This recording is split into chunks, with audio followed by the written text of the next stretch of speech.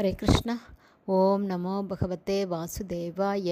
ஹரே கிருஷ்ணா. ஸ்ரீமத் பாகவதம் ஸ்கந்தம் 9 அத்தியாயம் 15.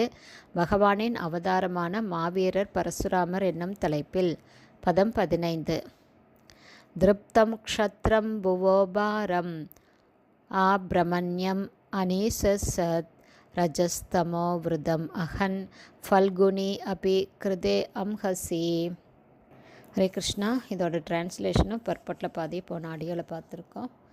பேலன்ஸ் இப்போ பார்க்கலாம்.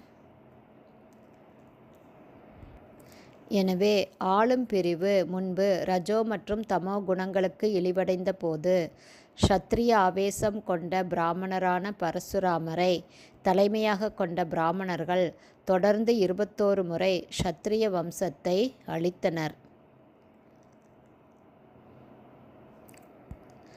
தஸ்யு பிராயேஷு ராஜசு என்று ஸ்ரீமத் பாகவதம் 12.2.13 குறிப்பிடுவது போல கலியுகத்திலுள்ள ஆளும் பிரிவு ராஜன்ய கொள்ளைக்காரர்களை விட எந்த விதத்திலும் உயர்ந்ததாக இருக்காது. ஏனென்றால் 3ஆம் 4ஆம் வகுப்பை சேர்ந்தவர்கள் அரசாங்க விவகாரங்களில் பிரத்யேக உரிமையை பெறுவார்கள்.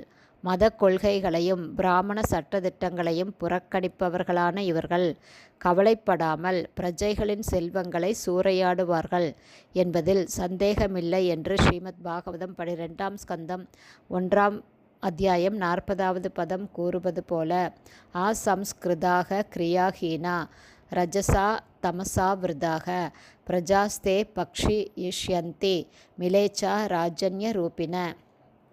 அதாவது தூய்மை அடையாததால் மானிட கடமைகளை ஒழுங்காக நிறைவேற்றாதவர்களும் ரஜோ மற்றும் தமோ அதாவது அறியாமை குணங்களுக்கு அடிமையானவர்களும் தூய்மையற்றவர்களுமான மக்கள் அரசாங்க அதிகாரிகள் போல நடித்து ராஜன்ய ரூபின என்று இந்த ஸ்லோகத்தில் குறிப்பிடுவது போல அரசாங்க அதிகாரிகள் போல நடித்து பிரஜைகளை சூறையாகி விடுவார்கள்.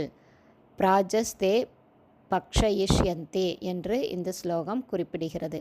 வேறொரு இடத்திலும் ஸ்ரீமத் பாகவதம் 12ஆம் ஸ்கந்தம் 2ஆம் அத்தியாயம் 7-8 பதங்களில் இவ்வாறு கூறப்பட்டுள்ளது.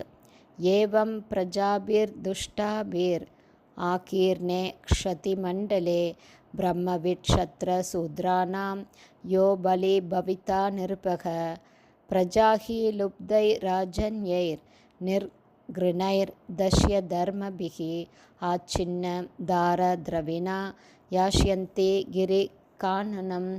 ஸ்ரீமத் பகவத்கீதை குறிப்பிடுவது போல சாதுர்வர்ணியம் மயா சிருஷ்டம் குண கர்ம விபாகசக. மனித சமூகம் 4 பிரிவுகளாக வகுக்கப்பட்டுள்ளது.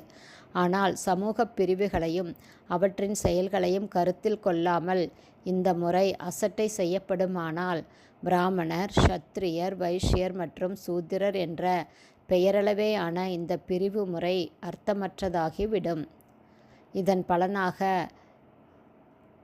யார் எப்படியாவது சக்தி பெறும் நிலைக்கு வருகின்றாரோ அவரே நாட்டின் தலைமை பதவியை ஆக்கிரமிப்பான். இவ்வாறாக பிரஜைகள் இவர்களால் மிகவும் தொந்தரவு செய்யப்படுவார்கள். இரக்கமற்றவர்களும் கொள்ளையடிக்கும் பழக்கம் உள்ளவர்களுமான இத்தகைய அரசாங்க அதிகாரிகளின் தொல்லைகளிலிருந்து தப்புவதற்காக பிரஜைகள் வீடு வாசலை துறந்து வனத்திற்கு சென்று விடுவார்கள்.